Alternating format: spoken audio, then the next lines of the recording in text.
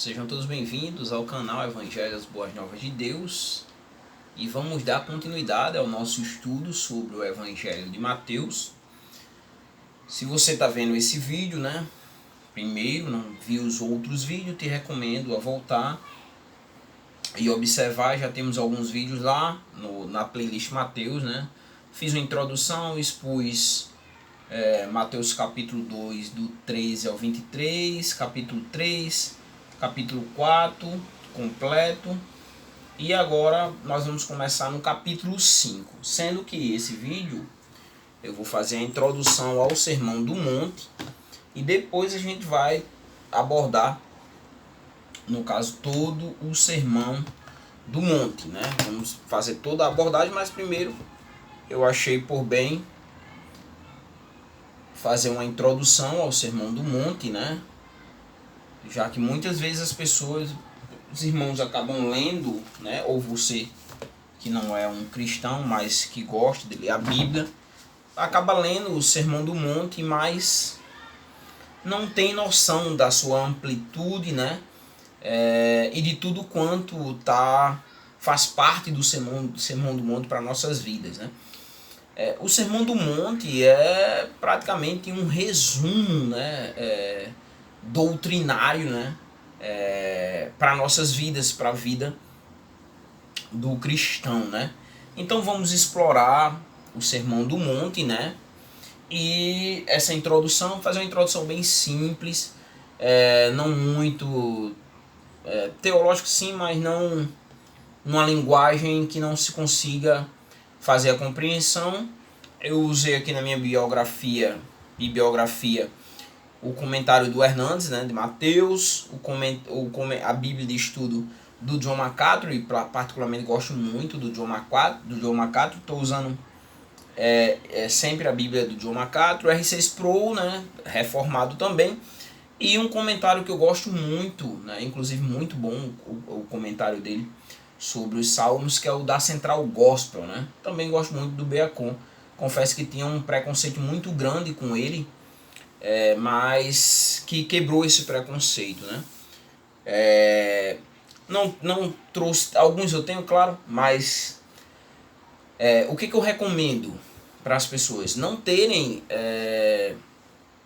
comentários, no caso, físico, mas digital, para priorizar os direitos autorais, até comprando na Amazon, apesar que às vezes é muito caro, mas digital, porque você pode andar no seu telefone celular, num tablet, com todos esses comentários à sua disposição, para que você possa tá utilizando, tanto a igreja, eu utilizo muito, abro lá o comentário na igreja, como no seu dia a dia, você tendo um PC, eu uso o PC para preparar os textos. Então eu abro vários comentários e depois vou fechando gradativamente quando vai cessando o conteúdo para dentro do texto que eu estou abordando, Quando ele cessa, eu vou fechando até o último, que vai trazer as últimas informações. Sempre tenho utilizado vários comentários. Daqui em diante vou passar a fazer, vou passar a apresentar isso para vocês, E a citação de forma verbal, você vai lá e só colocar do jeito que eu falei aqui, que você vai encontrar os comentários físico ou digital, Então vamos lá. Vamos explorar, fazer uma introdução breve aqui e depois algumas aplicações, para nossas vidas com relação ao Sermão do Monte. O Sermão do Monte é um dos discursos mais famosos de Jesus Cristo, Nós temos vários discursos, principalmente no Evangelho de João, que Jesus faz, e esse aqui é um dos mais dos mais famosos, são na verdade 2 capítulos, capítulo 5, na verdade 3 capítulos, o capítulo 5 completo, o capítulo 6 completo, e o capítulo 7, quando ele desce do monte, e o capítulo 8 já começa com a cura do leproso, exatamente isso, a cura do leproso. Então, são esses 3 capítulos, onde Jesus ele vai ensinar os princípios do reino, Lembrando que o Evangelho de Mateus, se você não viu, vai lá e vê a introdução ao Evangelho de Mateus, que apresenta Jesus como Messias e como o rei, o rei que os judeus esperavam. Então Jesus vai trazer os princípios do reino, né? No caso do reino de Deus. Como também o objetivo, né, em si é abordar como os seguidores de Jesus eles devem viver, né? Todas as religiões têm princípios que direcionam a conduta existencial do adepto da crença, né? Fazendo agora a religião comparada e a partir da essência da religião, por exemplo, o Islã, a Sharia, né? E assim sucessivamente, cada religião, no caso das religiões de matriz africana, são mais de forma oral, né? Verbalizando, né? Passando de geração para geração de forma oral, alguns escritos, existem algumas obras, né? Mas em si o segredo maior dentro das religiões de matriz africana, em especial o candomblé e todas as suas variações, já que como o cristianismo, o candomblé também tem as suas variações, de forma oral. Então os temas abordados aqui dentro do Sermão do Monte, nós temos com relação à felicidade, né? O que é a felicidade, quem são as pessoas que são felizes, né? Ou como se tornam felizes essas pessoas, a lei, né? A oração, o jejum, como o cristão deve lidar com as riquezas, né? A conduta com relação a como o cristão deve lidar com outro cristão, com relação a como ele olha e julga o procedimento do irmão. Então esses são alguns temas que são abordados. Eu vou explorar isso quando eu for abordar o esboço, a gente explora melhor isso aí.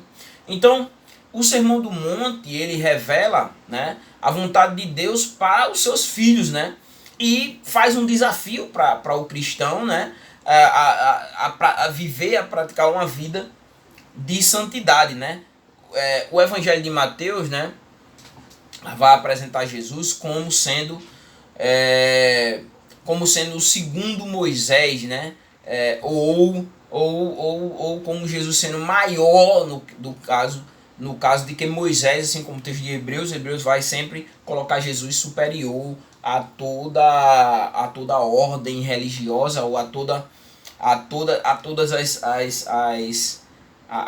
os símbolos, a tudo quanto o Antigo Testamento vivenciou apontando para Jesus Cristo como superior a tudo, né? Aos anjos, ao sacerdote, né? Jesus sendo o sumo sacerdote, né? E assim sucessivamente, né?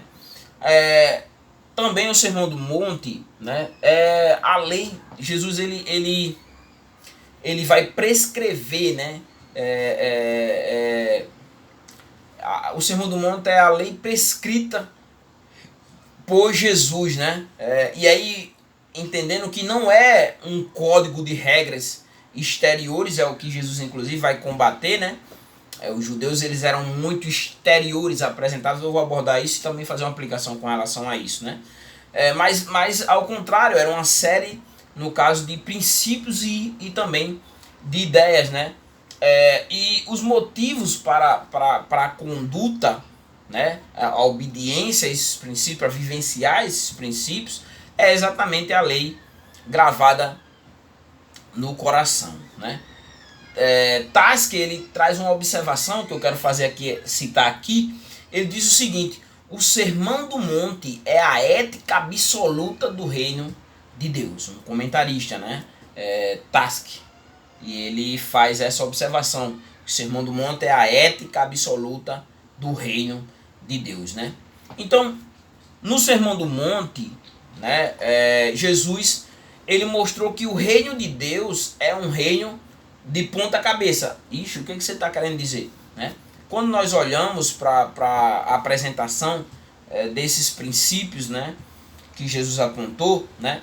E aí, por exemplo, começando por quem são as pessoas que são felizes, né? E aí nós temos as bem-aventuranças logo no começo, né? A partir do versículo 1, vamos explorar mais para frente melhor, até o versículo 12, né? E quem são as pessoas que são felizes, né? As pessoas que são felizes, diferente, nós vamos fazer um paralelo com o mundo, né? Aqueles que nada ostentam diante de Deus, né? Hoje as pessoas felizes, quem são as pessoas felizes? Aqueles que têm, né? Propriedades, que têm estruturas financeiras e podem ostentar essa estrutura financeira, né? As pessoas felizes são aqueles que choram pelos seus pecados, né? Abre mão dos seus direitos, né? Em vez de oprimir aqueles que reivindicam até direitos que não têm, né? Então veja aí que é o porquê, inclusive é o Hernandes que usa isso, que o reino de Deus é um reino de ponta cabeça, né? Então a pessoa feliz é aquele que abre mão ao necessitado, né? Ampara ao necessitado, né? Constrói pontes de contato entre as pessoas, né? Ama e pratica a justiça, não só ama, mas vive uma vida, a prática da justiça. Quem é a pessoa feliz? Aquele que busca a viver uma vida de santidade, e aquele que é perseguido por causa da justiça, né?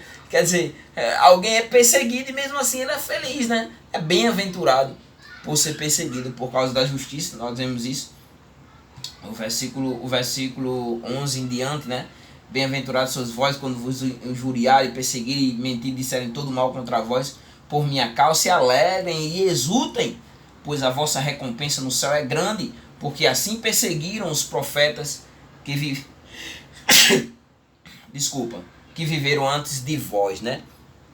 Esse reino também, né? O Sermão do Monte, ele apresenta a ética do reino, né? O perdão é maior do que a vingança, né? A busca da reconciliação é melhor do que a vitória no tribunal, né? Então você vê, né, que é bem amplo, é bem assim,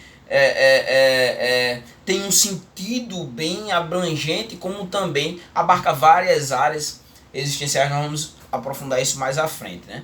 E também dentro do Sermão do Monte, Jesus vai trazer vai trazer a aplicabilidade de que não somente o fato consumado conta, mas também as intenções contam.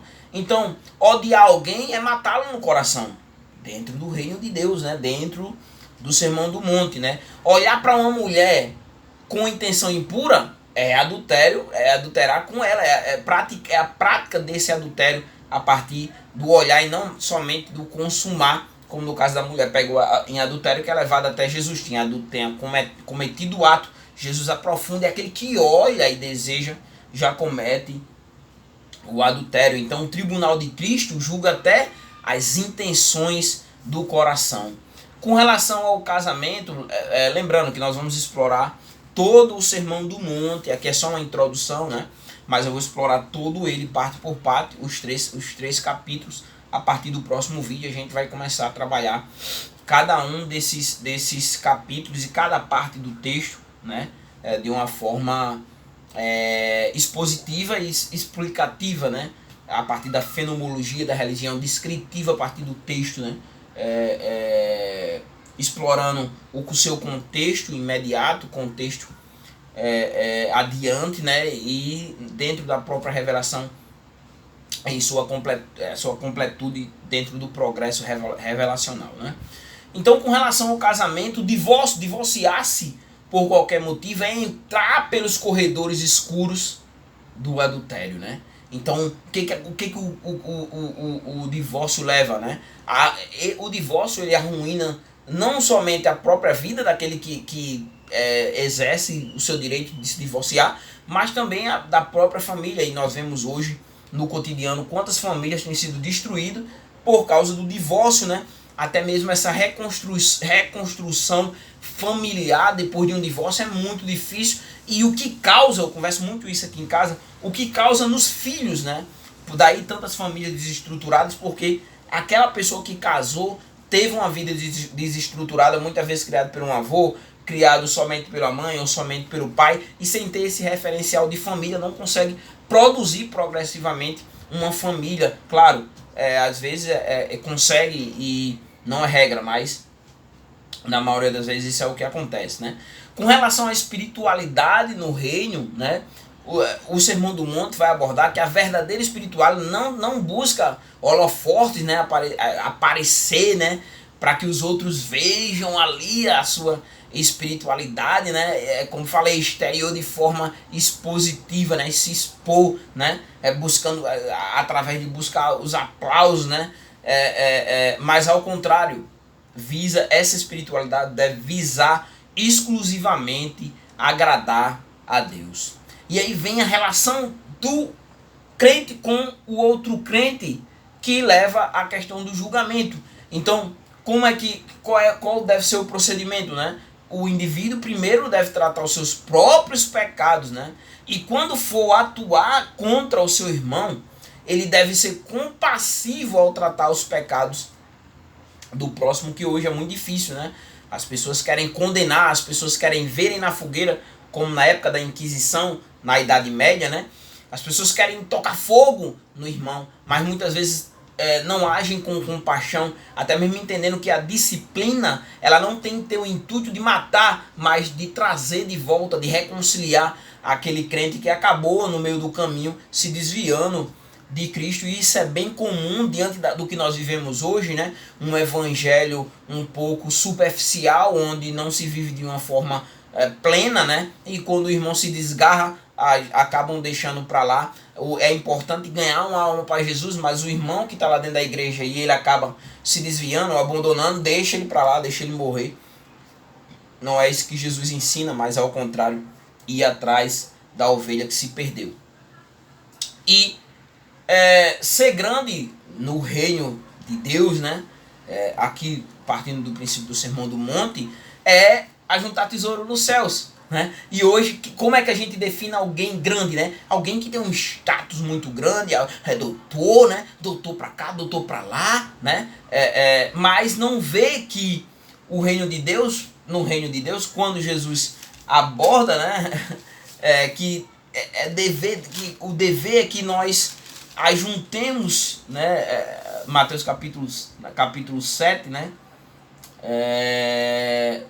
Não, Mateus capítulo 6. Deixa eu só achar aqui, que é interessante essa parte.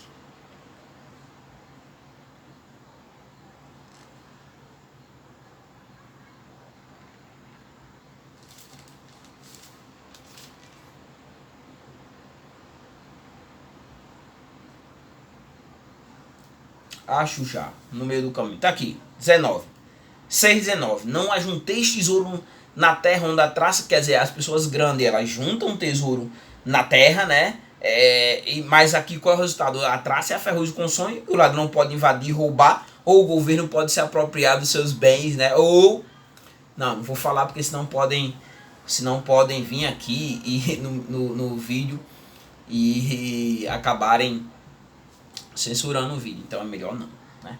Mas quem é grande no reino dos céus é aqueles que ajuntam tesouro no céu, porque nem a traça nem a ferrugem consome, nem os ladrões minam e roubam. Mas quem quer ser grande no reino dos céus prioriza primeiramente o reino de Deus, buscando em primeiro lugar. Para dar continuidade, já chegando quase ao fim, né? Nós vamos ver como o Sermão do Monte ele está dividido. Eu dividi aqui em 4 partes, né? E a primeira parte, no capítulo 5, do 1 ao 12, né? Capítulo 5, do 1 até o 12, que vai apresentar as bem-aventuranças, né? E aqui Jesus declara que felizes, né? Declara felizes aqueles que têm certas atitudes e características que refletem o caráter de Deus, como, por exemplo, a humildade, a misericórdia, a fome de justiça, né? Fome e sede de justiça. E aí ele promete que eles receberão a recompensa, né? Do reino dos céus, tanto na vida presente, né? Como na vida futura, né? Eles receberão essa recompensa, né? A segunda parte da divisão é do versículo 13 até o versículo 16, que é quando Jesus ele vai trabalhar o sal e a luz, né? Jesus ele vai usar 2 metáforas para ilustrar a influência positiva que os seus discípulos devem ter no mundo, né? Primeiro ele vai usar que eles são o sal da terra, né? E o sal preserva, o sal ele dá sabor, né? Como também a metáfora da luz, né? A luz do mundo, né? Versículo 14. Vós sois a luz do mundo, né? E o que a luz faz? A luz ilumina, a luz revela, né? Então, assim, ele nessa segunda divisão, ele os exorta a não esconderem o cristão não deve esconder o seu testemunho, mas ao contrário, eles devem brilharem diante dos homens para que glorifiquem a Deus. Aí na terceira divisão, né, nós vamos ver a lei e os profetas, a partir no capítulo 5, a partir do versículo 17 até o capítulo 7 e o versículo 12, no caso, né? E aí, com relação à lei e os profetas, Jesus explica que ele não veio, né? Jesus não veio como os judeus pensaram para abolir, né, tanto a lei de Moisés ou muito menos os ensinamentos dos profetas, mas ao contrário, ele veio para cumprir e aperfeiçoar ou reescrever ou aprofundar ou trazer um sentido mais espiritual, mais profundo, uma conduta a partir da santidade, partindo do seu interior, né? Então, como também ele vai mostrar, né, que o reino dos céus exige uma justiça superior à dos escribas e fariseus, né? Os escribas doutores da lei, como também os fariseus, né? Os religiosos, a ala mais doutores da lei, sacerdotes, poderíamos dizer assim, não no caso, no sentido como nós entendemos hoje, né? Então os fariseus, aqueles que preservavam ali, né, de uma forma rígida a lei, né, que se baseava principalmente na observância externa e formal da lei, né, expressar para os outros. Jesus também revela o sentido mais profundo e espiritual da lei, aplicando a diversas situações da vida. Nós vamos ver isso. Ele vai aplicar a questão do homicídio, né, o adultério, como eu falei há pouco, aquele que olhar e cobiçar em seu coração cometeu o adultério, a questão do divórcio, a questão do juramento, da vingança e o amor ao próximo, como também as práticas de piedade, como por exemplo a esmola, a oração, o jejum. E Jesus ele vai alertar contra a hipocrisia e a ostentação, né, dentro desse bloco entre Jesus, no caso a minha epígrafe aqui é Jesus e a lei. Como também ele vai encorajar os seus discípulos, né, a buscarem em primeiro lugar o reino de Deus e a sua justiça. Como também confiarem na provisão divina, que é o que falta hoje para nós, né? Inclusive para mim, que estou vivendo uma situação financeira um pouco complicada e eu preciso vivenciar isso, confiar na provisão de que Deus vai prover, trazer provisão divina, né? E a não se preocupar com as coisas materiais, né? Ele até aborda no capítulo 6 e o versículo, a partir do versículo 25, né? Não fiqueis ansioso com a vossa vida, com o que comereis ou o que bebereis, nem quanto o vosso corpo o que vestireis. E aí ele diz, não é a vida mais do que o alimento e o corpo mais do que o vestuário, né? Então aqui essa aplicabilidade da providência de Deus, né? Ele também dá orientações sobre como julgar os outros, né? E isso, no caso, com discernimento, né? Como também, versículo 7 do capítulo 7, né? Como pedir, buscar e bater nas portas do céu, né? Pedir e vos será, versículo 7 e 1, pedi e vos será dado, buscar e acharei, batei e a porta vos será aberta. E ele aqui dá uma explanação belíssima. Vou explorar esse texto de forma individual, a gente vai explorar as verdades dentro dele, né?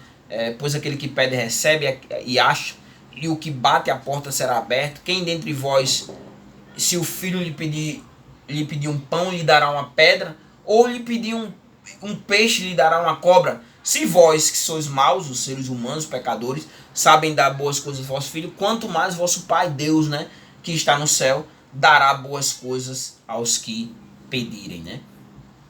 E aí, ele resume toda a lei e os profetas num princípio áureo, né? E qual é? Fazer os outros o que queremos que nos façam. Esse deve ser um princípio que o cristão deve praticar. O que nós queremos que os outros nos façam, devem fazer a eles primeiro, né? devemos viver essa, que é o princípio maior, né? Amar a Deus sobre todas as coisas e ao próximo como a si mesmo. E aí, a última parte da divisão, ele vai trazer os dois caminhos, né? Vai trazer esse dualismo, né? E Jesus ele vai concluir o sermão apresentando aos seus ouvintes duas opções: o caminho largo, né? Ou o caminho estreito, né? A partir do versículo 13, né? Mateus capítulo 7, do 13 até o 27, né? A árvore boa e a árvore má, né? A casa sobre a rocha ou a casa sobre a areia. E aí ele adverte que somente os que entram pela porta estreita produzem bons frutos, né? E também aqueles que praticam a sua palavra, né? Qual é o resultado? Fazem parte do seu reino e vão resistir ao dia do juízo. Isso aqui é a introdução do texto, o Sermão do Monte, né? Espero que tenha trazido, clareado a mente de vocês, né? Ampliado um pouquinho, né? De uma forma singela, simples, né? Eu não sou nenhum, mas Deus sabe todas as coisas e a intenção do meu coração para a vida de vocês também, né? Diante disso, diante de tudo isso que você ouviu até aqui, eu quero fazer algumas aplicações, na verdade 4 aplicações para a sua vida, né? E a primeira aplicação, tá certo, o que o Sermão do Monte tem a ver comigo, tem a ver com você? A primeira aplicação que eu quero trazer para a sua vida é que o Sermão do Monte é um guia, né, para uma vida que agrada a Deus, né? Então ele vai trazer para você como ser feliz, como agradar a Deus e como viver, né, a nossa religiosidade, não de uma forma como os fariseus viviam, né, uma religiosidade farisaica, hipócrita, né, não pegando o farisaísmo, os fariseus de forma pejorativa, mas vivendo de uma forma superficial, apenas exterior, para que os outros vejam, né? Mas ao contrário disso, é um guia para que nós tenhamos uma conduta, né? Como ter uma conduta, esse guia no casamento, como também no mundo, né? Com o próximo e diante de Deus. Então essa é a primeira aplicação, né? Que o Sermão do Monte é um guia para uma vida que agrada a Deus em todas as nuances que ela engloba. A outra aplicação, né, é que nós não podemos viver uma religiosidade superficial, apenas aparente, né? Uma religiosidade exterior. Nossa, tá lá, paletó e grava aqui, gravata linda, sapato tá brilhando, servo, né? É bem dentro do pentecostalismo e neopentecostalismo com relação aos usos e costumes e a vestimenta, né? Esse varão tá bonito, né? E aí eu me lembro certa vez, e vocês devem ter ouvido também, né? O pregador vai pregar, mas venha de paletó, né? E aí pendurar o paletó lá no microfone, dizer, fala aí paletó. O paletó não fala, né? Infelizmente essa herança, essa ideia de veste sacerdotal foi transportado para o paletó e gravata. E as pessoas colocam paletó e gravata com esse teor espiritual que vai trazer, né? Um poder ali, uma roupagem ali, né? Como se fossem as armaduras. Estou me lembrando agora da minha infância, as armaduras dos Cavaleiros do Zodíaco, né? As armaduras de ouro, mas não. As vestes, o que vai contar é que os adoradores adorem ao Pai. João capítulo 4 é isso mesmo, João capítulo 4, né?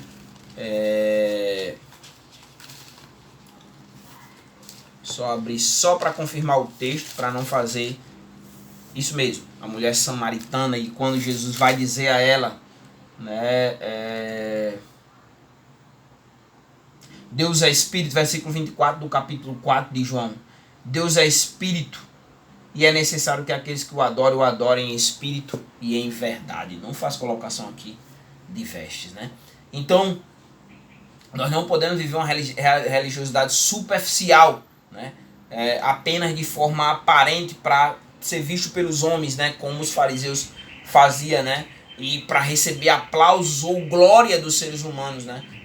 Ao contrário, nós somos o sal da terra, a luz do mundo, né? Mas quem traz esse sabor na nossa vida para que nós colocamos a vida das outras pessoas é Jesus Cristo. A luz é Ele é a luz, Ele é a luz, né? ele trouxe a luz e nós somos os seus luzeiros, né, pela terra, né? E aí a glória deve ser sempre dele, porque ele não dá a sua glória a ninguém. Inclusive foi um dos slogans da Reforma Protestante, né?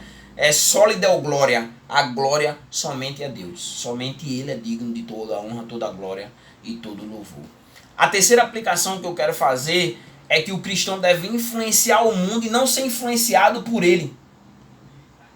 Caso eu não esteja enganado, mas eu acredito que tenha sido ele, o apóstolo João.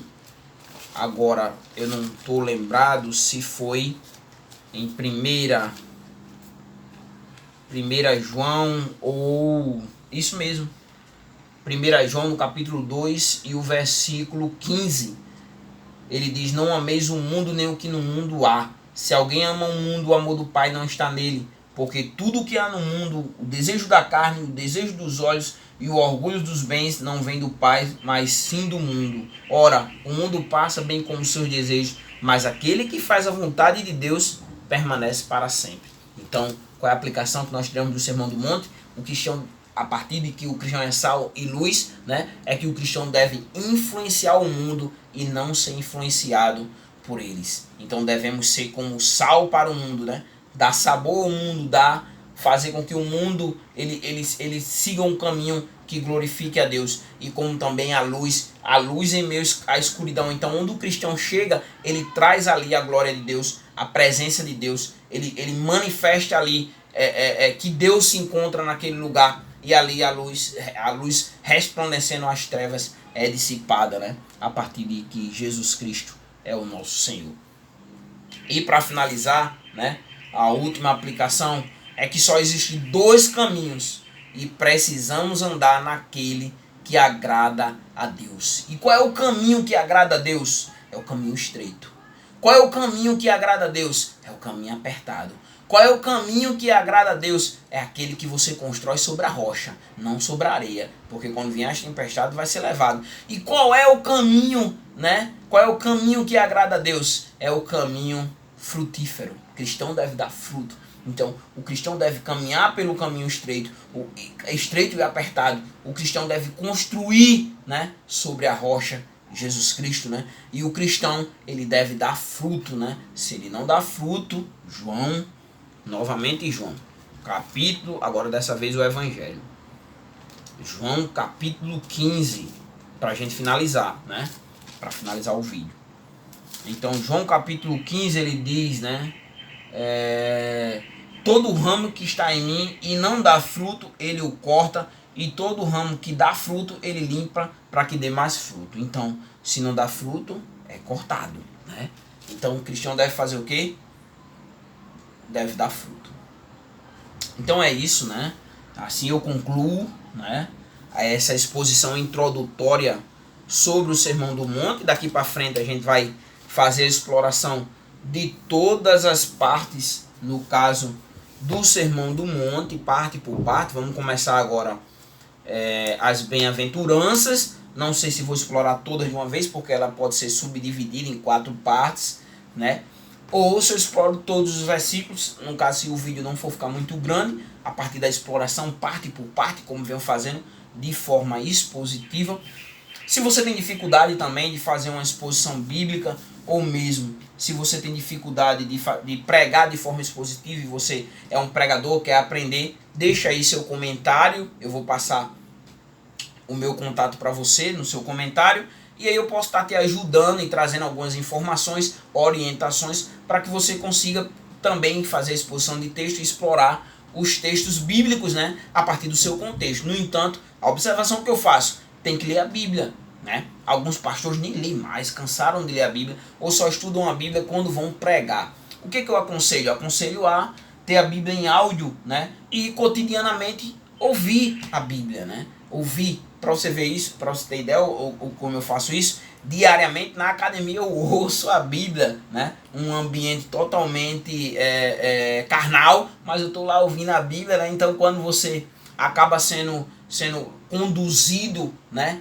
a pecaminosidade, eu estou ouvindo lá a palavra de Deus e ela está ali me reconduzindo, trazendo ali uma aura espiritual, mesmo diante de um ambiente totalmente pecaminoso, né? Então, é uma estratégia, né? Como também orando, você pode orar na academia? Pode orar na academia também, basta você querer, né? Faz o exercício ali em oração, clamando, aproveitando o seu tempo e espiritualizando, como também sendo luz, tendo a oportunidade, falando sobre Jesus Cristo como nosso único e suficiente Salvador.